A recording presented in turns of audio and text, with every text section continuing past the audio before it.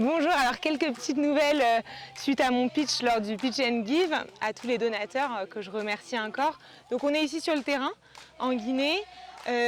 Grâce à vos dons, on a pu commencer à vraiment avancer sur ces questions de pénibilité et de débouchés pour nos productrices. Donc je suis ici avec des productrices de Wakili, avec Elodie Chaud, qui est notre stagiaire qui m'appuie sur cette question, et Mara Moussa, qui est le conseiller agricole et qui est là tous les jours auprès de ses bénéficiaires. La mécanisation pourrait être plus importante dans la mesure où on a l'agence POFA, on a des bénéficiaires là-bas qui ont des plaines à perte de vue, bien aménagées, qui peut être utilisées pour la mécanisation, qui peut être exploitée avec la mécanisation. Et je pense que ça va être plus important parce que c'est aussi une difficulté de ces bénéficiaires.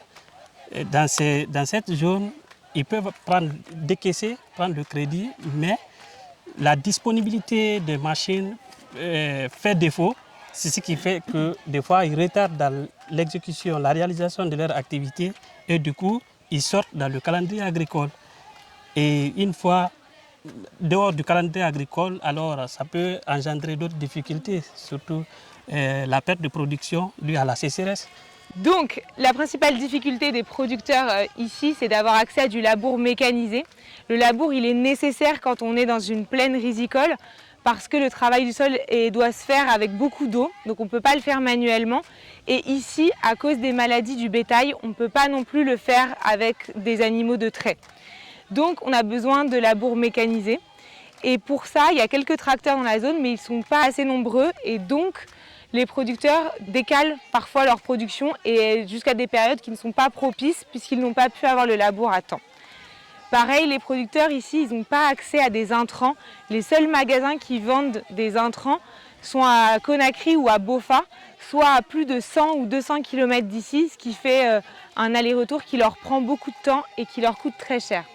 Donc ici, ce qu'on veut faire, c'est mettre en place un système un peu coopératif où on ait un petit magasin où les gens puissent acheter des intrants de qualité sélectionnés, biologiques et adaptés à leur production, recevoir les conseils adaptés pour bien les utiliser et puis avoir accès à un système de mécanisation, on espère avec un petit tracteur ou un motoculteur qui puisse être dédié à nos bénéficiaires pour lever ces contraintes et vraiment faire effet de levier sur leurs revenus.